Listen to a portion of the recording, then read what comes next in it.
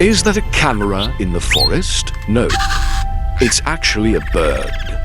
Meet the lyrebird, nature's most skilled impersonator.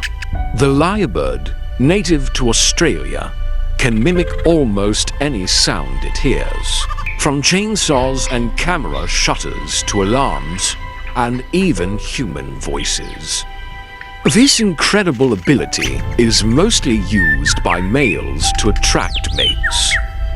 The better the mimicry, the more impressive they seem to females.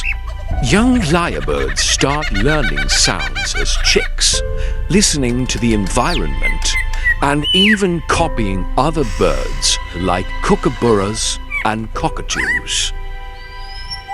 They can perfectly imitate the mechanical sounds of human activity, especially in areas near logging sites.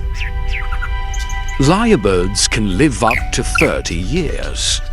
Over time, they build an impressive sound library, making them some of the most advanced vocal learners in the animal kingdom. Sadly, habitat destruction is threatening these birds. As forests disappear, their songs could be lost forever. Nature is full of surprises. Like and subscribe for more.